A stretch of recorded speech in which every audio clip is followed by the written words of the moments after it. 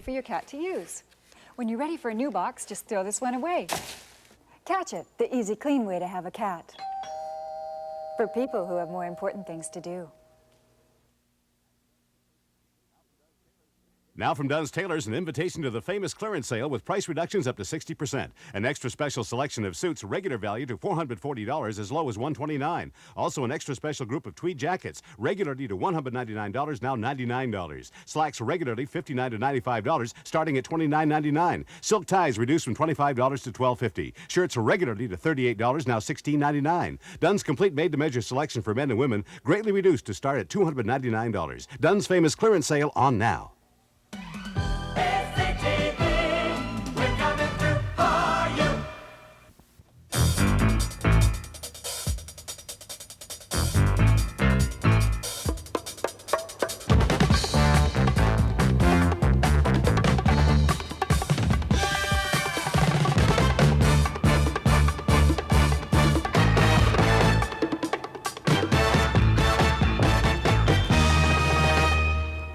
Good morning. There's a strange, noisy little radio station in Vancouver which most of you don't listen to. Maybe you shouldn't.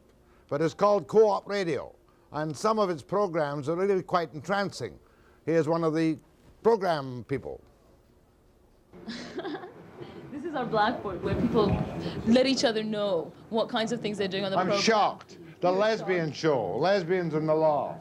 Where have you been, Jack? You're shocked. Well, it's not the kind of thing I put on here on BCTV. Why not? So we're going to do a little walkabout at Co-op Radio in Pigeon Square later in the program this morning. We're also going to meet an unusual kind of author. It's about environmental anarchy, the insidious destruction of social order. And I picked up this book and thought, who would write this book? And to my astonishment and amazement, I find it's written by a former director of pollution control for the government of the province of British Columbia. Many politicians will remember him. His name is Charles Keenan. And Charles is going to attempt to document his case that we are headed towards insidious social destruction because, perhaps he'll say, of the gutlessness of our political leaders. But first, the walkabout at Co-op Radio after the break. I've ruffled quite a few feathers in this town many a time, and I must confess, I've never been leaned on to shut up. You think? This is Pigeon Square. This is where Co-op Radio is located. Let's see some of what goes on and off the air in Co-op Radio. So, this is a tradition, Jack. We're going to ask you to do a... So, this is a tradition, Jack. We're going to ask you to do a station ID for us. It's a tradition for all people who come and visit us at the station who... How many seconds? However many you want. Just tell us where you are, who you are, and why you think people should listen to Co-op Radio. My name is Jack Webster of BCTV, the old 9 a.m. precisely character, and I suggest to you that all politically sensitive, intelligent people of the left, no matter how far left, or even not far off the center, should and must listen to Co-op Radio in Vancouver, which is on 104.9 on cable, 102.7 FM. We have with us in the studio special guest, BCTV's Jack Webster.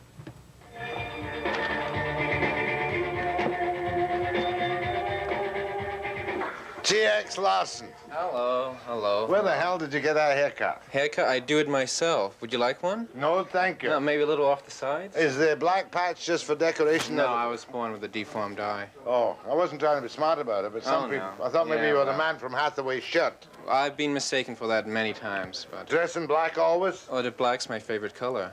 And tell me about art, audio, what? Audio art. Well, I do a program every Tuesday night called New Sounds Gallery, and it's financed by the Canada Council.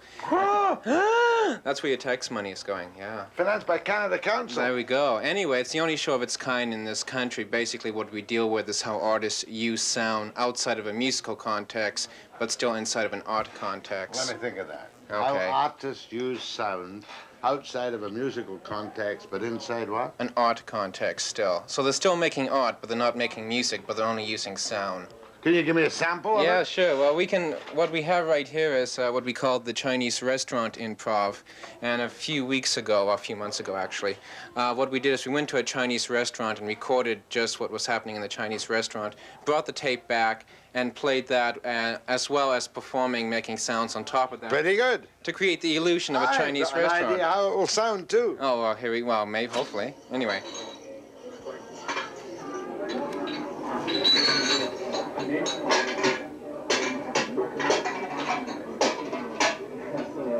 Is that in the kitchen? Actually, no, that's just outside the kitchen. So anyway, we played that for about an hour on my show, and that's the regular kind of programming we do. And you got rave response from a mass audience? We get more phone calls than any other show on this station, and also that our show is syndicated in Europe. George, what's your last name? George Barrett. Barrett? Yes, Barrett. Are you any relation to Dave Barrett? I guess Dave Barrett is my slave master, I would say. A big joke, eh? Now, you're the Reggie Kings. Reggae. What is reggae? Reggae is a music out of Jamaica. Jamaica is the founder and the producer of reggae music. Is that the old steel drum music? Well, it kind of mixed with little of the steel drum, but it's more drum and bass. And if you heard about Bob Marley is the one that take reggae music all over the world to open the Caribbean. The only Marley I know is Marley's Ghost in, what's the name of that thing, Bill? Christmas Carol. Well, Bob Marley is a Rastaman and... A Rastaman? Yeah. You know what is a Rastaman? Yeah, is that Rastafarian? Yes, definitely. And that was an Abyssinian origin?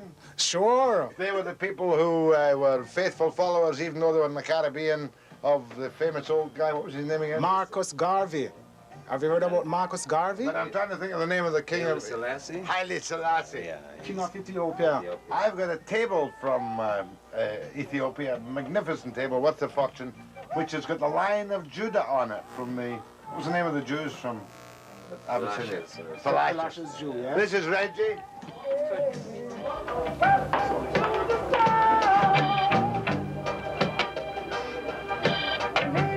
Okay. Do you want to come in and see our work crew? Yeah. Okay. This is where we do a lot of the essential day-to-day editing work. And Oh, that's- let's look at this. This is our blackboard where people let each other know what kinds of things they're doing on the I'm program. shocked. The lesbian show, lesbians in the law. Where have you been, Jack? You're shocked. Well, it's not the kind of thing I put on here on BCTV. Why not? It makes me uneasy. Like What? dealing with gays makes me uneasy too, because I'm an old square from you know, my washed Presbyterian background. So you think that people don't have a right to express themselves in their own communities? If Oh they're no, gay? they can express themselves, but I find them a little bit difficult to deal with. To tell you, one must be honestly forthright about these things. What else do you do? Okay, we've got radicals, we've got lesbians, we've got gays. We've got Women Vision, which is a feminist program. We've got Radio Peace, which is our peace program. I've done more about peace than you've done about peace. We have a weekly show on peace. I did a brilliant broadcast with Helen Caldecott and Admiral Eugene Carroll. We broadcasted Helen Caldecott live. Mine was better than yours. You want to bet? Yes. We sell Helen Caldecott I fell tapes. in love with Helen Caldecott. I You thought liked she her, was eh? brilliantly magnificent Yeah, for she an was Australian and a woman. What have you got against Australians and women? Yeah, they're loud and brassy. I'm talking about You're talking Australians. about me. Are you an Australian? I'm a woman. No, I was talking about Australians, not about women. What else? There's Women Vision that I just pointed out to you. There's Night Watch, which is like our in-depth, you know, you were talking just now on The Rational about the need for in-depth social injustice reporting. Well, that's Oh, I definitely like what that Night one. Watch does. It's God a fascist. He's got a fascist, indeed. He's Well, got up to now, he's certainly a bit of a chauvinist, isn't he? Absolutely. Oh, forgive me, please.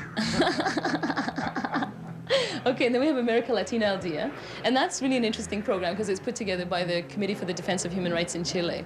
And what they do is they sponsor the program, and then they do coverage of Latin American issues. I'm sick and tired of Latin American issues. It's very difficult to spell them out. I never know who the goodies are and who the baddies are. Well, it certainly changes fast enough, according to the military dictatorship. What's the Ether Patrol? The Ether Patrol is our is our science fiction parody program. Yeah. They're a good bunch. They're actually fairly new around the station. I bet there are half a dozen people around here who believe in flying saucers. Probably at least half a dozen. Thank you very much, Punim. Well, we're going to go in and meet, what's the gay program? Coming out. It's called Coming Out. It's called Coming Out. Coming Out of the Closet. Absolutely, out of the closets and into the streets. Oh, my. Get your name again. Spencer McDonnell. And your Bill? Houghton. Right now, but why would you have problems with housing and whatnot?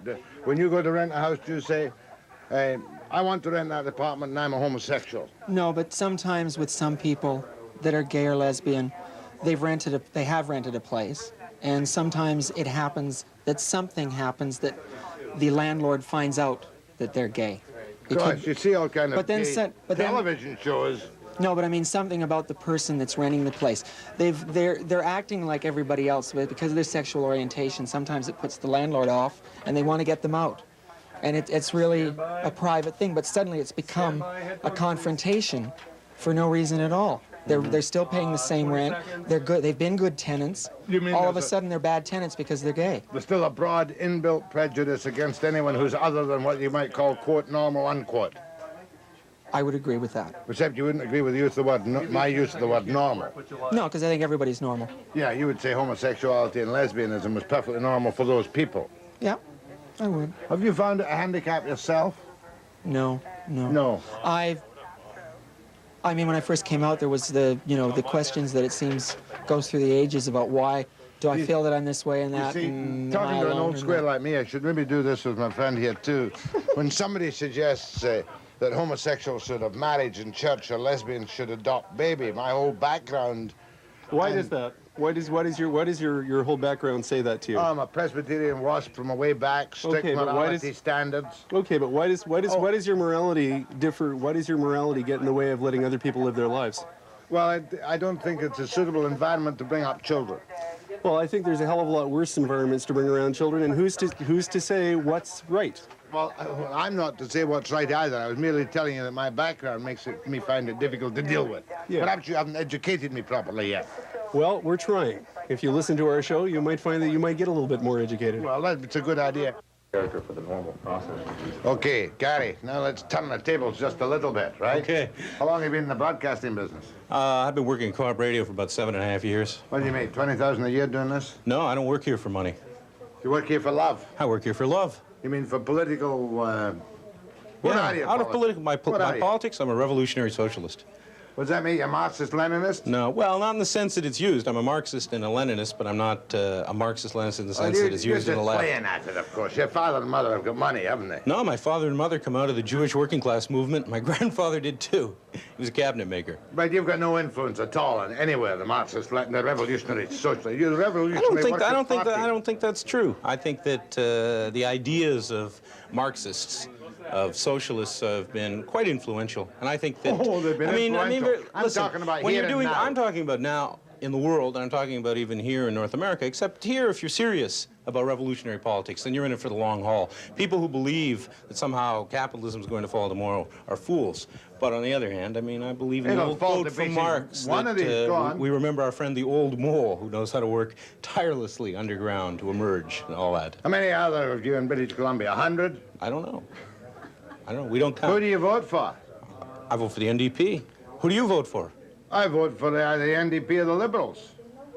I wouldn't vote for Maybe the we're not that far apart. Oh, yeah, we're well apart. Now, how are your finances this year? How are the finances this year? The finances Did are you break even? No, we didn't break even this year, actually. We've been in about the roughest shape the station has ever seen. How much are you down? We were down about $20,000 in our operating. You're paying your bills?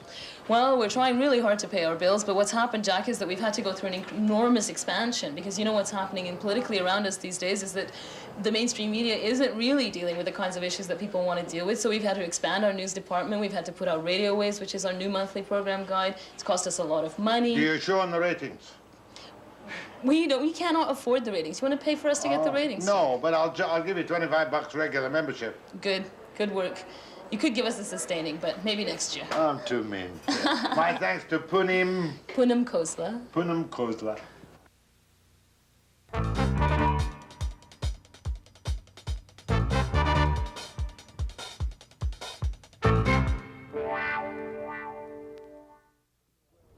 Yesterday I pinned my flag squarely to the mast at my built-in annoyance at the overreaction of the professional protesters. And actually I pinned on my jacket yesterday a little badge which upset a number of people, I do believe. The badge said, "Save our cod, eat a seal," because the Newfoundland sailor was here yesterday, and I was very, very impressed with that man from Wild Cove, Newfoundland. Now, today I have a man who has been involved in the environmental affairs for British Columbia for many years. He was 10 years with pollution control itself in BC, 5 years as the director. And he has come out with a book called Environmental Anarchy, the Insidious Destruction of Social Order. And I'll be quite honest with you, it kind of fits my mood today. Now, I don't know how much of a reactionary Mr. Keenan is, but it's an unusual book for a former civil servant to write. And I want to give you a little aptitude test. What do you think of governments that put moratoriums on items such as the British Columbia government, which put a moratorium on uranium exploration? Well, it indicates a breakdown in the decision-making process. And that, in fact, has been one of the main goals of the protesters, is to intimidate government so that your decision-making process is disrupted. And that is where the moratorium comes from. And it's a very cowardly thing. And I was very upset over the uranium moratorium because we had an inquiry going at that time, and it was cut off right in the middle of the inquiry, as if giving credence to the belief that there was some credibility to the argument, and there wasn't. In other words, Premier Bennett's government demonstrated its gutless indecision when it slapped a moratorium because of the protest of certain groups. I would say that's a good assessment of my feelings. Does the media give fair and credible reports balancing both sides of the story on environmental issues? Oh, definitely not. You must be naive even to think that. I don't think it. I'm only asking you the question. Well, I have a whole chapter dealing with the bias of the media, and I give a number of examples. And it really is extraordinary the way the media has warped and corrupted everything. And my honest opinion is that the grassroots of it is that the media has always been accused of being left-wing. And there's strong evidence to support that.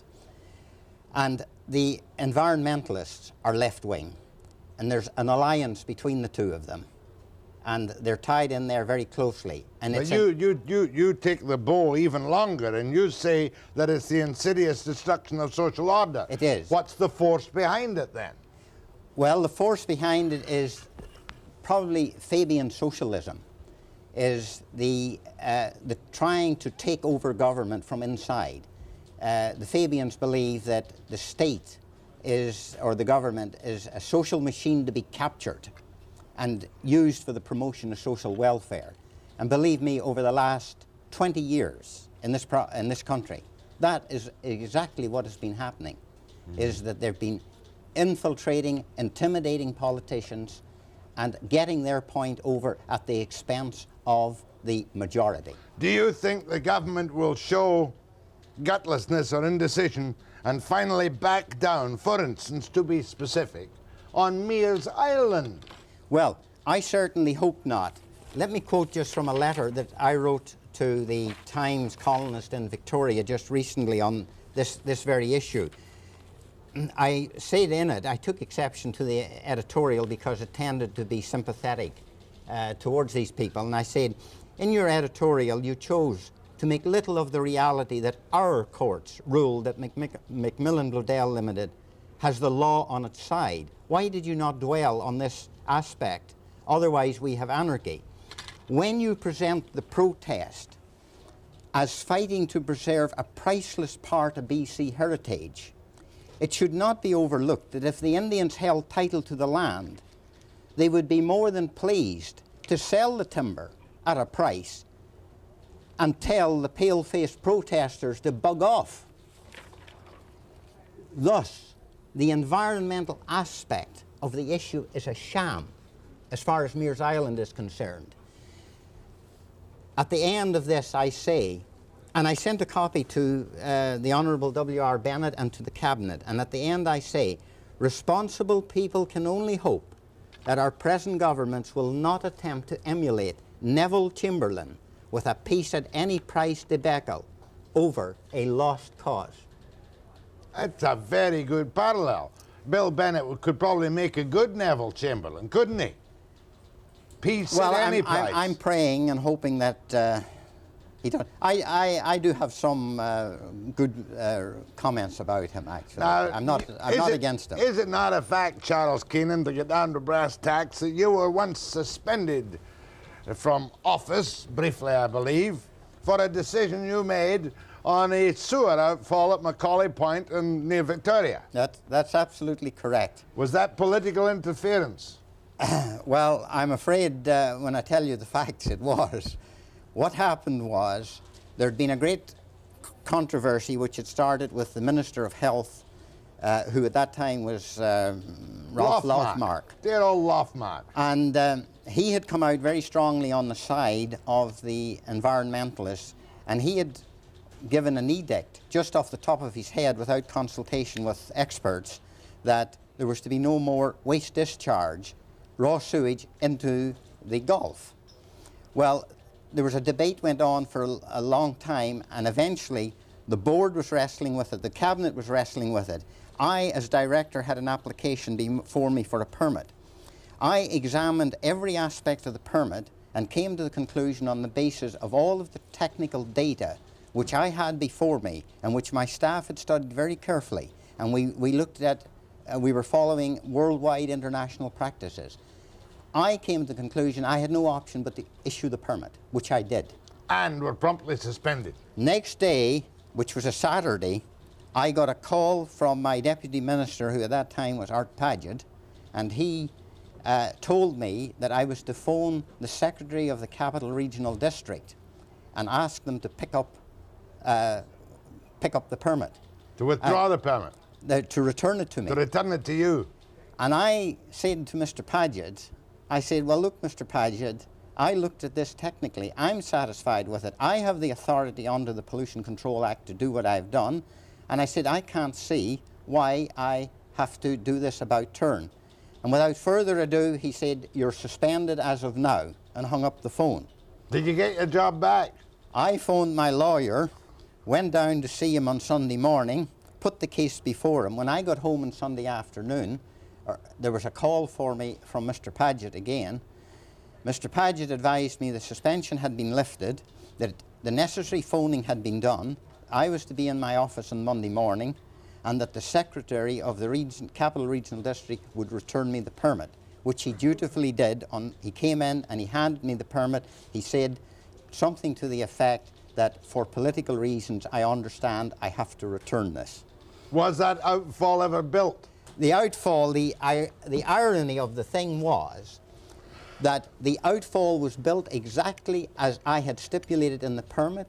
They made one slight change to the permit.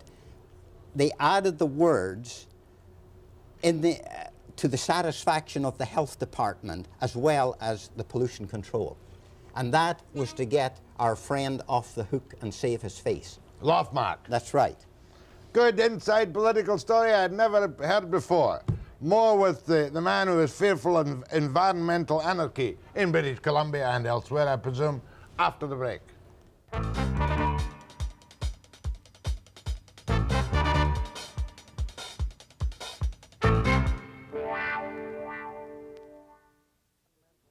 With Charles Keenan, author of Environmental Anarchy. You paid for this book to be printed yourself. Yes, yes. And you hope to get the money back one way or another from sales. Well, yeah, that is true, but that's not the primary objective in selling it. There's a message. There was something I learned in government which concerned me, and I felt I had to, in all honesty, present this point of view to the public. Oh, let's put it this way. The reactionary side of the story. The man who says, where there's muck, there's money. Yes, yes. Well, I did feel very concerned about what was going on. But you are regarded by Greenpeace, or will be, as an absolute dyed-in-the-wool reactionary of the far right. Oh, yes, yes, yes. And I consider that a high honor. Tell me, any other simple examples of political interference when you were in government? Well, there was one very amusing one at a Pollution Control Board meeting. There was a highly controversial issue before the board. I don't honestly recall just at the moment what it was, but we were all sitting around the table when the chairman came in. Again, it was Mr. Paget. He came in and he said, before this meeting is called to order, he said, I would like to pass on to you a few words from the minister. And one of the board members almost went through the ceiling. He jumped up, he says, does this mean this is the way we're being told to vote? And of course, Mr. Paget soothed them down and said, no, just listen to the remarks and then do whatever you like. But it was. It was a clear innuendo that you were going to be directed how to deal with this particular problem. It was. I thought it wasn't a very subtle way of doing it. All right, let's go back in history a little bit too. Skagit Valley. Now, Williston had me convinced thoroughly that the flooding of Skagit Valley would not have been a bad thing, it would have been a good thing. What is your considered opinion on the final deal whereby they get power from us at a cheap rate forever and a day and we'll leave Skagit Valley as is? Well, the decision was ludicrous, if you want to put it in one word. Sure. It typifies also the farce that is going on with environmental issues. Here we have a valley, 400 square miles. It's got 7,000 and 8,000 foot peaks. And away down in the bottom corner of it, there's a tiny little 8 square miles that the Americans wanted to back water up into. And lo and behold, this backing up of the water of 8 square miles in a 400 square mile watershed was pronounced by all and sundry, and particularly by the media, that this was going to destroy the valley, destroy all of its attributes. Now, how any rational person can come to such a conclusion is sheer madness. But there were 6 canoers that used that place every year. Yes, I know and exactly. 10 hikers. I know exactly. And there was just about nobody else used it. The interesting thing is, it's a valley that has been logged since, I believe, about 1860. It has been hunted all over it, and the backing up of the water would have done absolutely no harm. But our politicians jumped in. We had one minister who came in.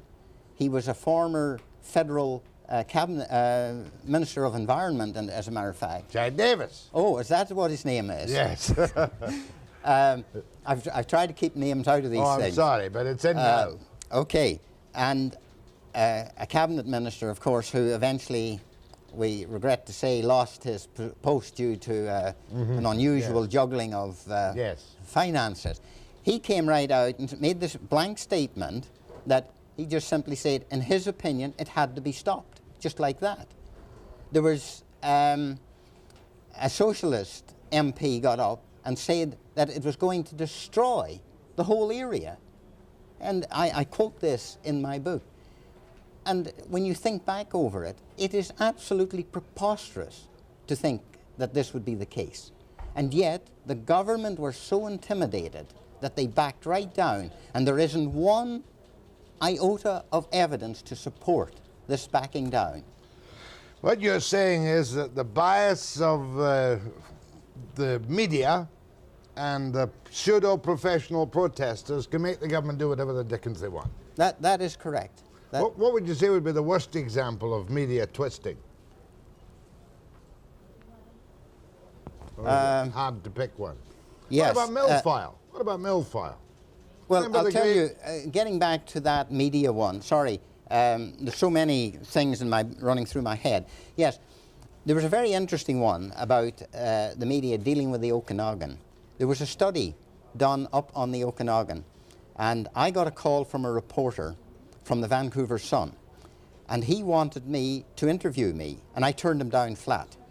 He, of course, went off to Mr. Williston, and eventually I got the order through the grapevine that I was to see this man, and I was assured, on the basis, I got the assurance that I was to review the material before it was published, and I felt that was great. You got that from the reporter? I got that. He said you can read it before it's published. That's right, and I got that. So we did the interview on the Okanagan, And incidentally, this reporter got an award for high merit reporting on this.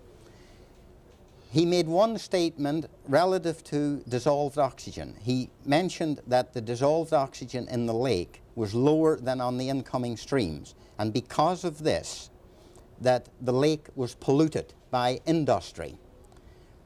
I phoned them and pointed out that that was not so, that inflowing water, because of the aeration and the coldness, has a higher oxygen content than the static warmer water in the lake. And I quoted tables to him to prove it. He said, send me a copy of them. I shot them across to him in the mail right away. 3 or 4 days later, the article was published. Not one word was changed. Now, I was really hostile about this, and I phoned him, and I said, look, I had an assurance that I was going to review this first. He says, well, you did review it. I didn't say you could change it. Oh, that's damnable. Now, that is the way, and then you wonder why, when the media goes to people in the bureaucracy, in the civil service like myself as director, and wants direct and honest information, why we back away from it. You just can't get the truth over. More with Charles Keenan. George Keenan was a famous American diplomat, wasn't he? Oh, well, that's all right. No Charles harm done. Keenan, former Director of Pollution Control for British Columbia, the author of Environmental Anarchy, and your calls too after the break.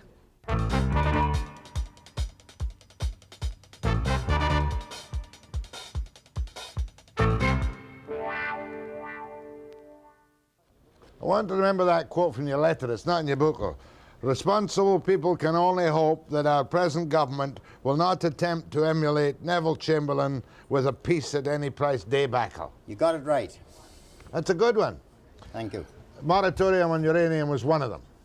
Yes. Mears Island will be the next one. Well, we hope not.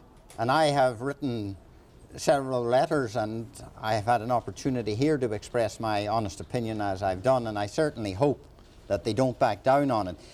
The trouble with Mears is it's only the thin end of the wedge. There's no end to these people. Moresby Island is sitting up there in the Queen Charlotte's, and they're waiting to pounce on it to make it into a national park. Now, these people put forward the case that they're preserving special trees over on Mears Island. British Columbia is full of these trees. We have our provincial parks. We have our national parks. We have ecological reserves. Now, the government set up this ecological reserve thing a number of years ago, and there's somewhere between 100 and 200 ecological reserves.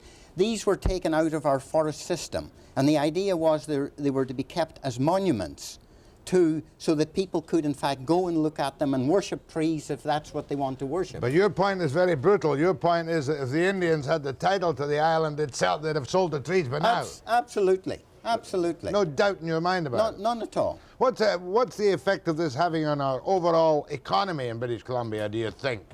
For people outside looking at potential development of our primary resources in BC? I know for a fact that it has driven away certain industries.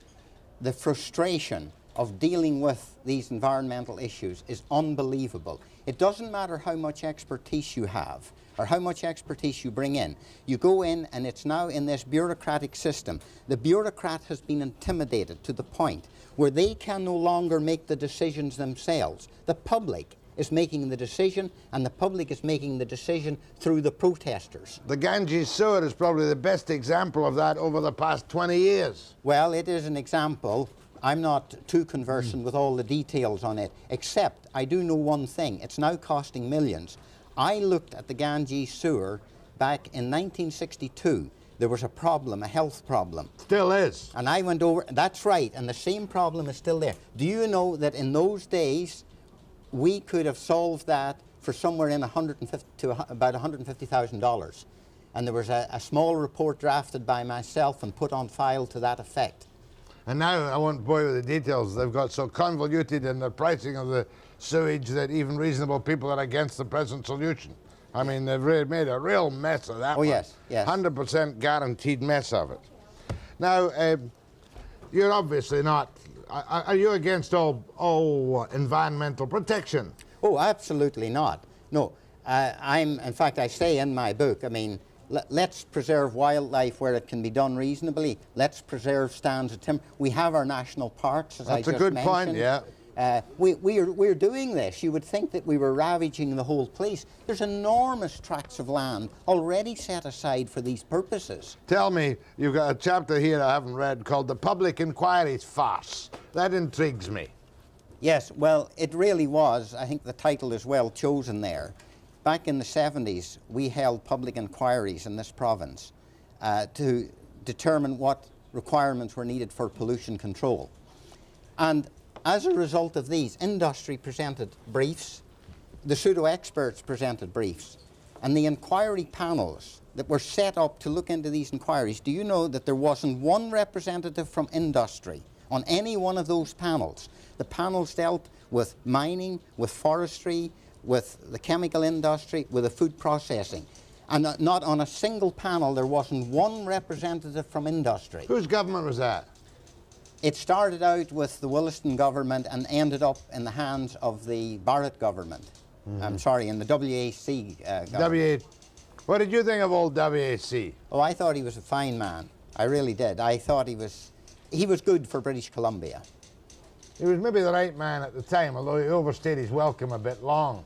Although you'd rather have seen a doddering WAC than Dave Barrett's government getting in. Well, what happened, and I touch on what came at the end. At the end, he unfortunately had surrounded himself with a lot of people who got sucked in on this environmental deal and attitude and created a lot of problems for us. Well, is there any answer to what you believe is the overbalanced and over-influential pressure of the Green Preaches, the Paul Watsons, the Wolf Hunt? Yes. Well, look, Jack, part of this comes from what is happening. We're not aware of some of the subtleties that's going on. I have an article here from Alberta Environment. We haven't touched on the academics. The academics are a very dangerous part of this. Now, here's a very interesting article from the February issue of Alberta Environment. I needn't mention the lady involved, but here's what it says. During the 1960s, complete with flowers in her hair, she was working as a community organizer in San Francisco and actively protesting the Vietnam War. Later on, with 2 children of her own, doesn't say how she got them, she was living a back-to-the-land fantasy on a subsistence farm in British Columbia. But she says, my heart lay with the environmental movement. In 1979, she started work for Alberta Environment as Environmental Education Coordinator on the assumption that the coming generation needs environmental information to help it avoid the mistakes of its forefathers. Now there is the grassroots of what is going on of the insidious destruction. Our young people, those people that are protesting on meres and all over the city, are being educated by people like this, who blanketly say that they're trying to avoid the errors of our forefathers. What errors? They don't enunciate the errors. They just make the bland statement, and we all gobble it up. I don't know. Maybe they'll waken up when everybody's on welfare. Out of that same journal, listen to this. If you want to know what is environmental research, we get it thrown at us every day. And this is out, again, out of the Alberta Environment. It says, by definition, environmental research is anything. How can you win? Listen, I don't approve of all that you say, but I sure as blazes like the way you say it.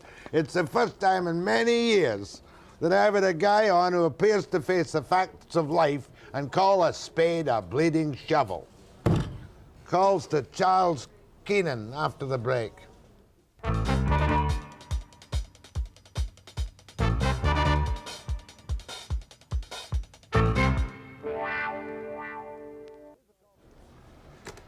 Here's a call from Nelson, which is right on the point. I saw a story in a paper the other day that the Supreme Court of Canada has decided that those mining claims in British Columbia, which the government wouldn't let them work, the companies must be compensated. Did you read that case? No, I didn't. But I make a point in my book at the end about compensation. I believe that people who are frustrated, their development interfered with or anything by environmentalism, are entitled to compensation. And I make that point. Only up to a point. Only if I was going to start an if there's arsenic... credibility, provided there's credibility to the case, but they should be compensated. Go ahead from Nelson. Mr. Keene, this question of compensation for the claims in the park, the problem comes that it extends into all the environmental controls, the ALR, the timber which was taken from Rayonier on Vancouver Island, the lands in Alberta, the problem aside from the claims in the park. Would you care to comment why the Supreme Court has not seen fit to give judgment yet? They've held on to it for a year now. Well, I'm afraid I can't help you in that, to be quite honest. I wasn't aware of this. Just a minute. I thought the judgment... Oh, you're talking about judgment in terms of money. They gave a decision, did they not? No, they did not. They've reserved judgment again because they're afraid to do so, because it affects not only all the claims in the parks and the timber reserves and the environmental concerns and so on, but it also affects zoning and planning and anything which affects your land which you own. This is a big sleeper of a judgment. I did see something about it the other day, and I thought the Supreme Court of Canada had said they were entitled to compensation. Oh, that was the Supreme Court of BC, and the Appellate Court agreed with them. But the Supreme Court of Canada has reserved judgment on it because they're afraid to let it go, I think. Have you got such a claim?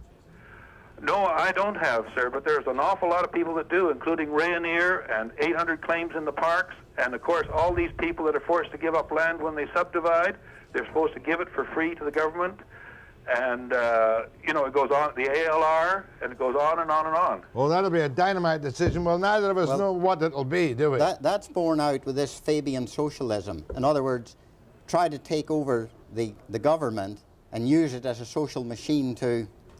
Yeah, but in this case, if the Supreme Court of Canada says you got to pay them, it would cause industrial financial anarchy in BC. Yes. We'll watch for that, sir, and thank you for your call. Go ahead from Nanaimo. Yeah, Jack, your friend Charlie's got a few things wrong about the Skagit Valley there. First of all, the both of you are saying that hardly anybody uses it and it generates no money. That's a falsehood. It generates tens of thousands of dollars. At the time the study was done, on environmental impact, only Seattle City Light did the study. Nobody in BC did the study. They valued Canadian land at $5.65 an acre. At the same time, they valued American land at $65 an acre. Well, forget the details. Look at it overall. Was it an 8 square mile area already logged at the bottom of a 400 square mile valley? Look, you got environmentalists pulling too hard one way. You got your friend Charlie pulling too hard the other way. You got to save a few trees and cut a few down. And until the two sides get together, this whole place is going to always be in the mess it's in. Okie dokie. Go ahead, please. Yes, I'd like to speak with Mr. Keenan on your comments, Mr. Keenan, on that when you quoted yourself, your letter to the editor, that if the Indians owned the land, that they would simply cut the trees and sell them and tell the white man to bug off. I think that's quite irresponsible, and you know very well that if you consulted with the Indians that they would probably not do that. And if that, if the protest is the only recourse that the Indians have and the environmentalists have because the consultation process does not exist in this province, then so be it if it intimidates the bureaucrats and the government, because the people still will get their way. And if anarchy is the only way, then that will be the way. Which people will get their way?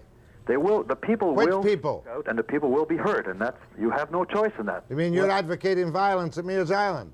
No, I'm advocating the consultation process, which should be begun by the government in Victoria right now, and even bureaucrats should adhere to that consultation process. Yeah. What the issue boils down to, and I'm glad you called in, and I deal with it in my book, and it simply is the losers versus the government. There's no other way to put it. Now, when you people had elected the NDP, you got your way. We got masses of environmental studies. The government hired hundreds of environmental people. You talk about us getting our way as if I was the other side. I am not the other side. I voted conservative and I voted social credit. I am not the NDP. But you know, it is a myth, all of the environmental destruction, because if you drive through British Columbia, if you go through it, I've traveled all over it, you don't see these wild conditions that they're speaking of. You don't see the degradation going on. It's an enormous place. We have a small population, and the reality is There is room for a lot of growth and development before we start enforcing regulations such as you're speaking of. Well, I would suggest that if you spoke with the Indians, that you would know that they would not log Mears Island. Well, they may not want to log it now because they're boxed in, but without this incident and the pressure put on them, Significance to them. If they get it isn't significant. And Mears Island has been logged, by the way. Parts of it have been logged. Yes, that's right.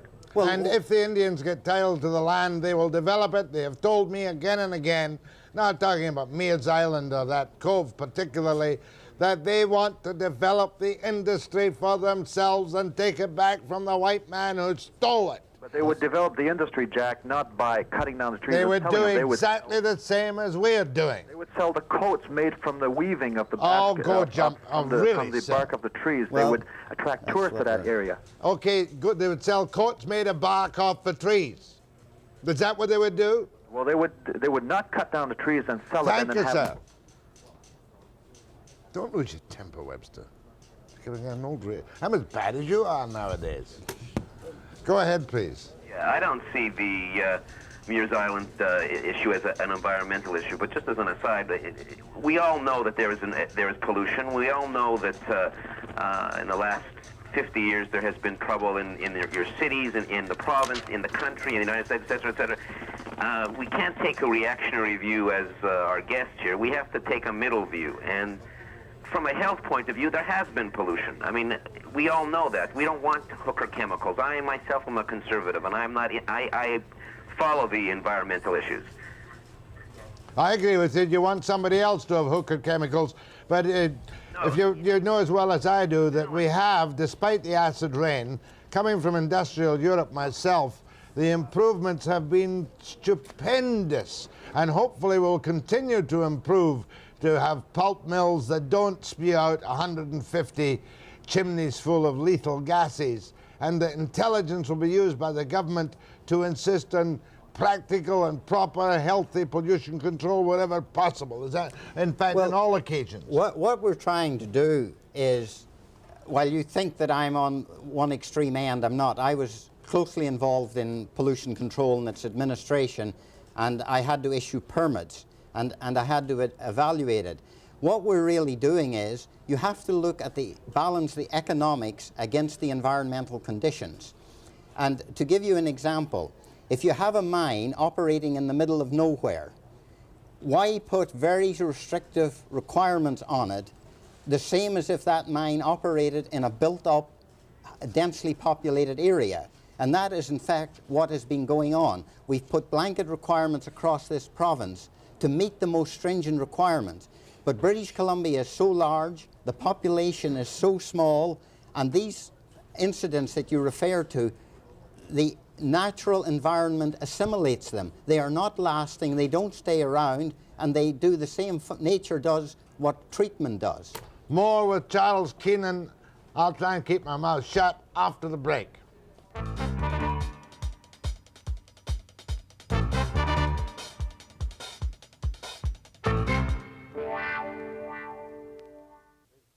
I missed a big story yesterday. I heard the report that the guy from Life Force had testified at the Sailors' Conventions that we had to be very careful what insecticides we use because insects have rights. And we'll have to be careful about vegetables because vegetables have rights and feelings. Yes. Is everybody going out as a skull? Well, I sat on a committee in a panel in Campbell River one time, and there was a lawyer on it, and he was there to represent the rights of fish. I mean, just representing the salmon. That's right. That's right. He was there.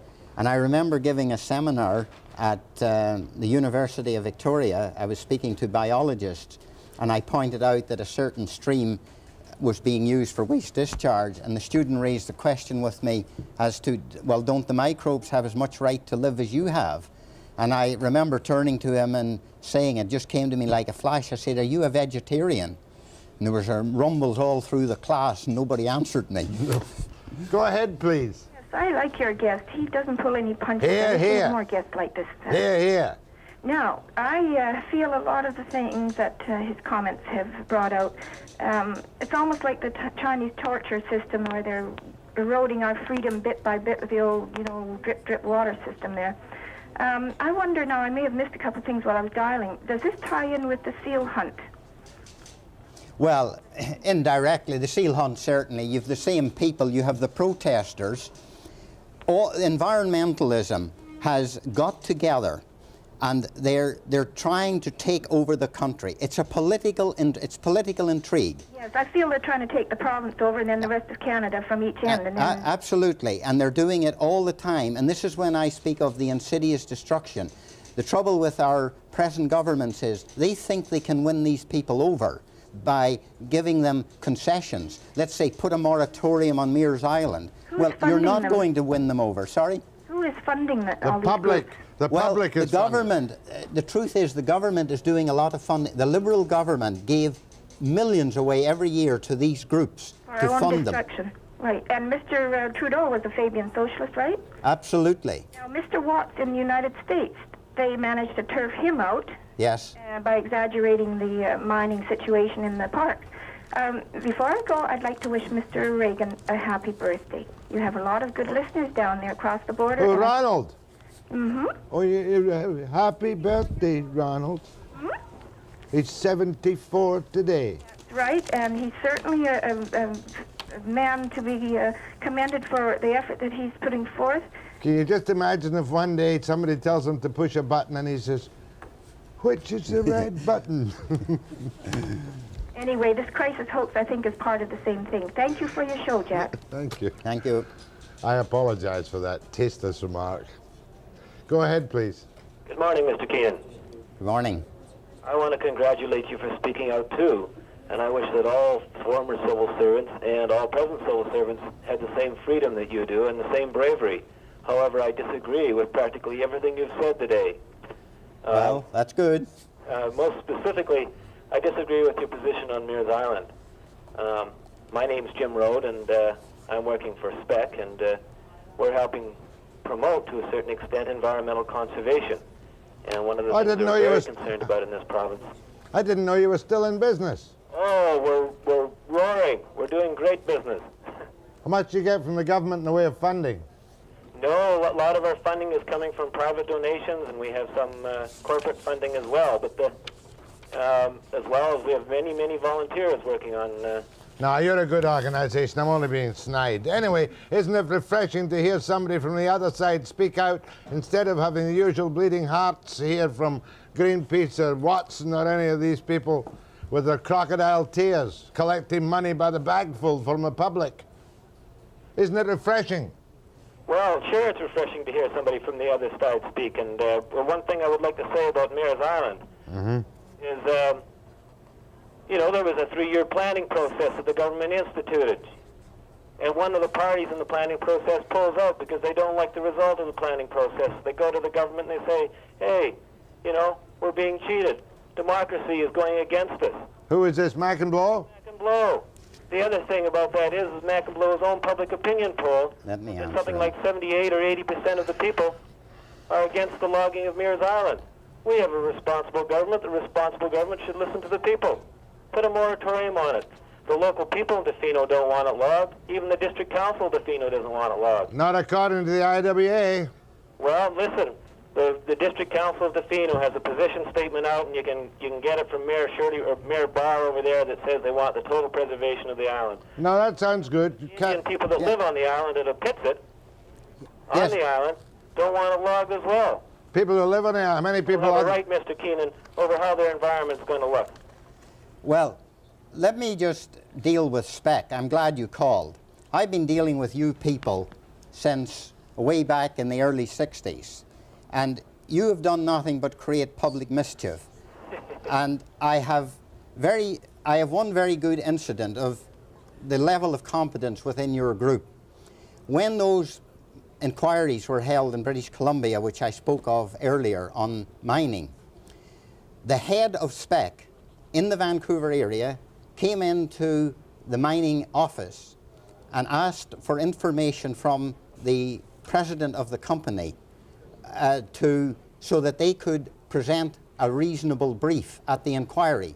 And the company were very cooperative with them, and they turned around and they said to the chap, they said, well, look, the next time you're up at any of our mines in the interior, we will give you a clearance to go in and to go through the mine and to find out all the information you want. And he turned around without batting an eyelid and he said, oh, I'm never out of Vancouver.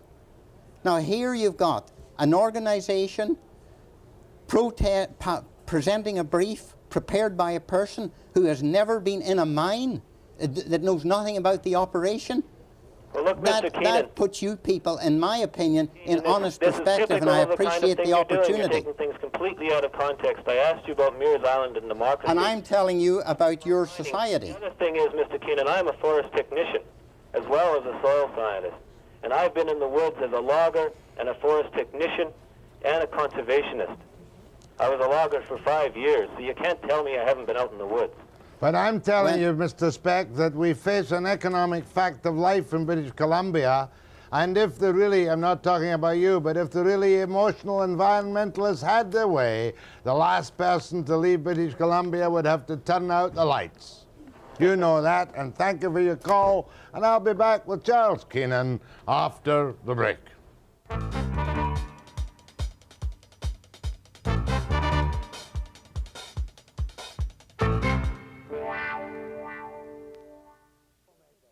You're nothing but a troublemaker, Charlie Keenan.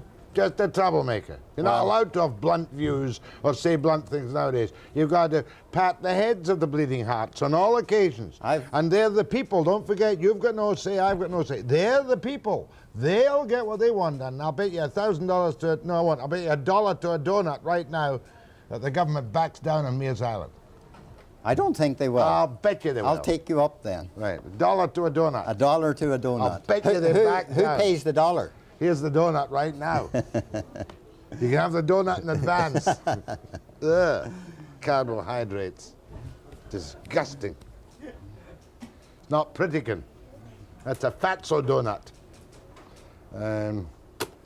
Go ahead, please. Yes, Mr. Webster. Yes. A question for your guests and then a comment for you, hey, at the end? Yeah. Your guest has been all over B.C. Has he been up in Leo Creek and tackled a landing to see the way the land was raped up there by mills from Williams Lake?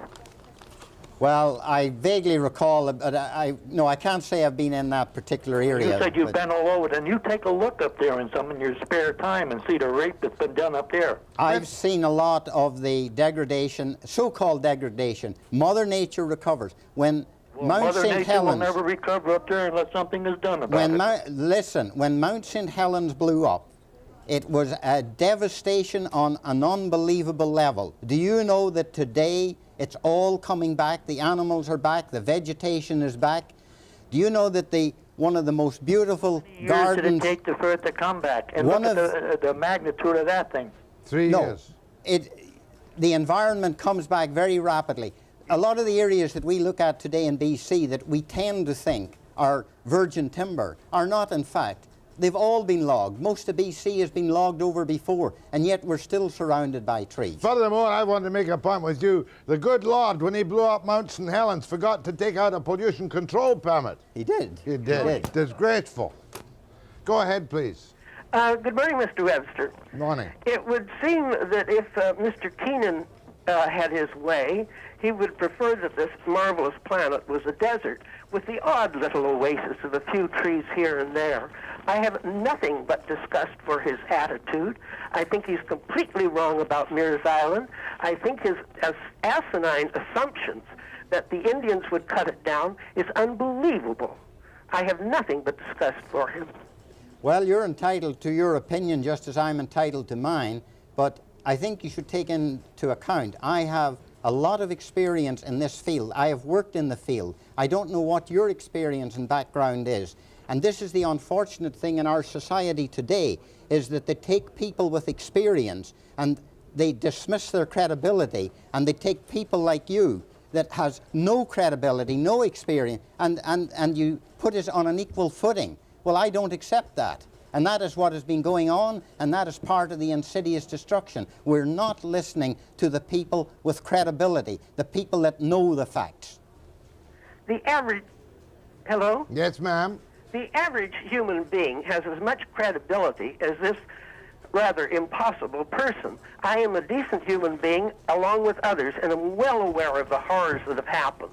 I have nothing but disgust for him. May I repeat it again? Nothing but disgust for his attitude. She has nothing but disgust for you, Charles Keenan. She has nothing but disgust for you. She has nothing but disgust for you. Go ahead, please. Hello, Jack. How are you doing today? Very well indeed, thank you. That's good. It's snowing out in here in Surrey. I just wanted to put a question forward to this guy here. What exactly does he feel about this pollution being set free out in Vancouver here, out to the waters? What pollution? Oh, you're talking about the 3 days of human feces, sewage, which is going to be dropped into the north arm of the Fraser, Burrard Inlet and English Bay on the afternoon of the 11th of February, so that the sewage engineers can go down into the 9-foot and 12-foot pipes to see if the concrete has been eaten through by the sewage. That's what's happening. 3 days. Right. Well, no problem at all. Nature is a great assimilator. In fact, sewage is food to the marine environment. This has been proven over and over again. And you're talking to, I set the bacteriological standards for all of the waters in British Columbia, which they now use. We set very restrictive standards, and the reason we set them very restrictively was that we had a small population, a tremendous water resource, no possibility of pollution. But if you go to the other extreme and you go over to Europe and Great Britain, they have done studies over there where, as I recall, there was a white paper put out where they studied public health and environmental concerns. And the conclusion of the paper was, it said, that with the exception of a few aesthetically revolting conditions, there was no hazard to health or the environment. From the discharge of raw sewage From the discharge into of raw the sea. sewage. As long as you can dissipate it and get it out so that it doesn't congregate just along your beach line, which it won't do in this case, nature absorbs it very... That's food. The excreta is food for the biological organisms. They love it. It is aesthetically repulsive, however. It can be, and that's the only thing you have to watch. Yep. Thank you. That's enlightening. In other words, it won't... Oh, no, I won't say that. Go ahead, please. Oh, well, just after that one, I'd just like to remind him what's happened to Hong Kong Harbor. But my point is this. If there wasn't a need for environmentalists, they probably wouldn't be as well listened to. They had to fight for years and years and years to get a voice, to get the government, to get the people to listen to their concerns. Because if this fellow had his way, well, my goodness, we'll just go and cut every tree down in BC because it's good for the economy. We have to find a market first for the trees, and you know quite well that we've got more timber right now. And the idea I don't know quite well. Look, do you visualize... How long it takes to grow a tree? Do you know what the cutting permit is for Mears Island? As I understand it, they're going to log us a portion of it, and it's going to be over a 35-year period. And do you realize that in that time, that the portion where they first started will have reasonably good timber on it by the time they get to the end of their cutting permit? Well, I don't know. I haven't seen the reports, and I'm not credible because I obviously don't have any education in logging and mining because I don't happen to be a logger or a miner, so I really have nothing to say as far as you're concerned. Thank God we have people like Paul Watson and Greenpeace and other things like that who will take my concerns. I'm a BC resident, born and raised here, and even though I'm not a logger or a miner, and I really don't know the facts, and I'm not a credible person according to you, I still care. Thank you, ma'am. Put up the address so she can buy a copy of Charlie's book. Charles Keenan, Box 1321, Station E, Victoria, BC. I'll put it up again later. V8W2W3, 1095, or you can get it at Duthie's in Vancouver or... Monroe's in Victoria. Monroe's in Victoria. Everybody who hates Charlie should buy his book and he'll make a fortune. After the break.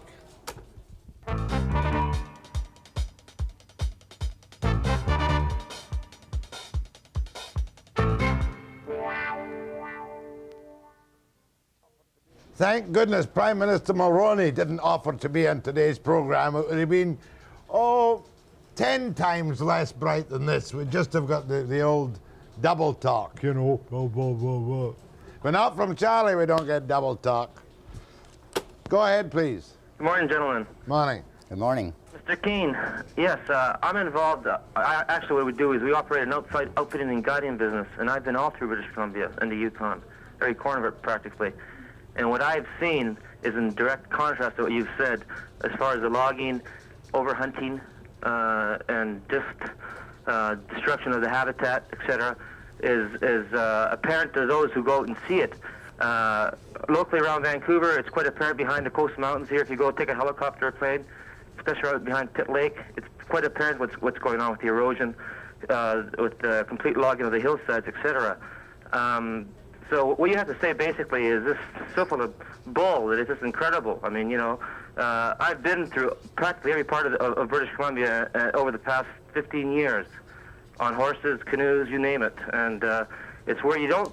Where it's inaccessible, where most of the damage is done. All right, his point is that there's much erosion and degradation of the land due to logging and hunting practices as far as wildlife stocks are concerned. As far as the environmental issues concerned, that encompasses the fish and everything.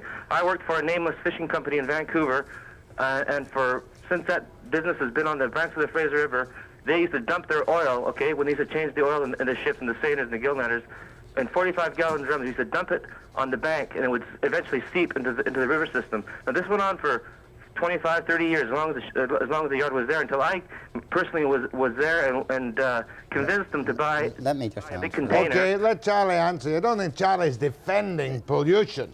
No, I'm not. But I think you have to look at the realities of life when you talk about logging. My book is dedicated, the dedication in the book says, to beautiful British Columbia, from whose environment we must wrest our living.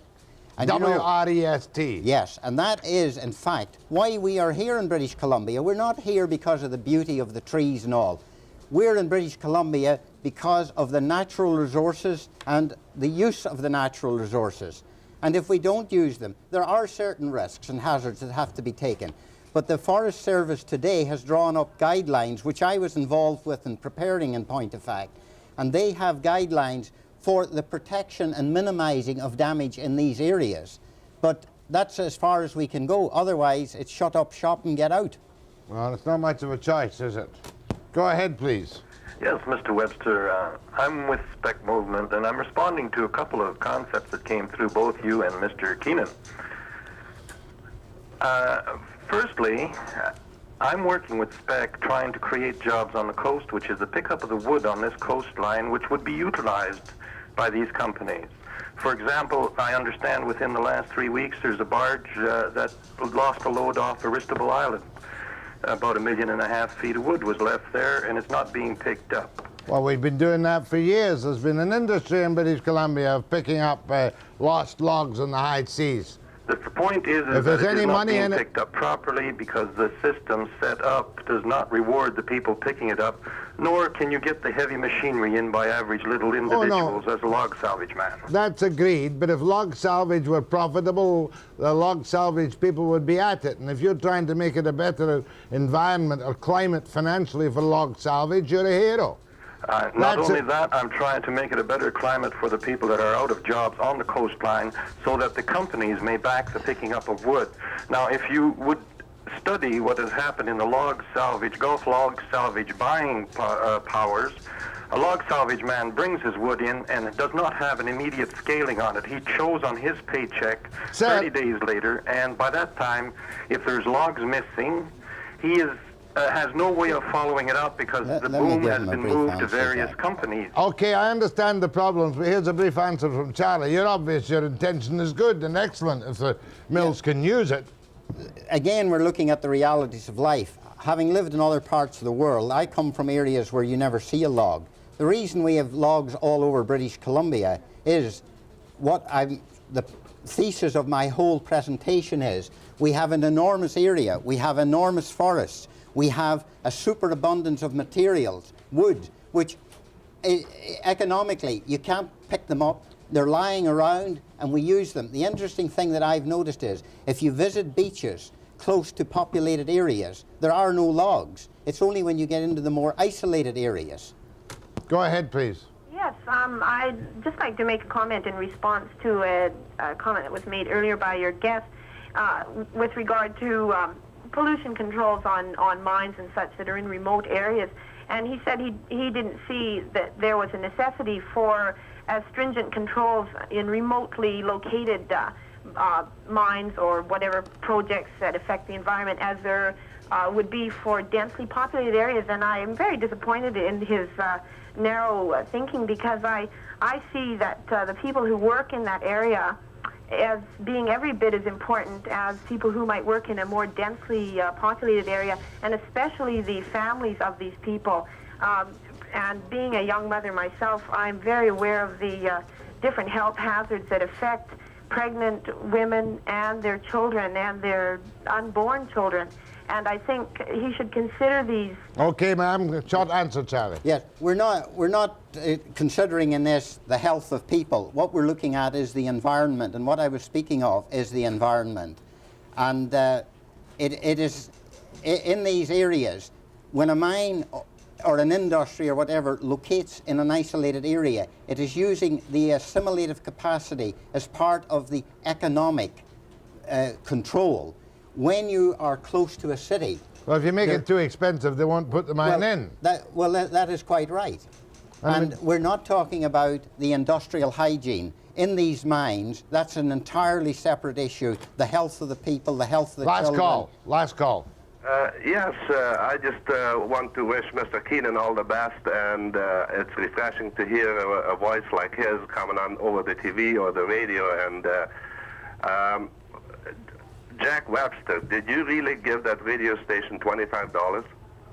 Yes. Oh, my goodness. All the best to you all.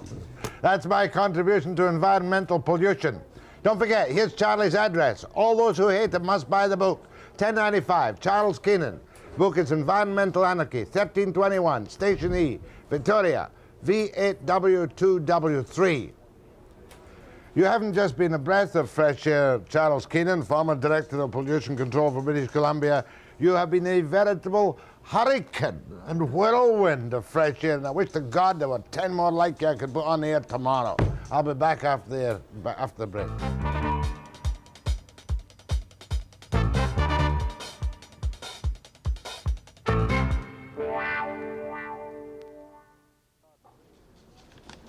A fellow called George Reed, International Director of Information for the Red Cross. Looks quite bright.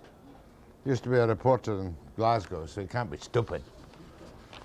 I don't think he could be stupid. That's one person tomorrow. Oh, and then I've got a good legal program tomorrow on all these Charter of Rights amendments with Mr. Justice Linden, Vice President of the Law Reform Commission. Hey, good stuff. Tomorrow at what time? 9 a.m. precisely.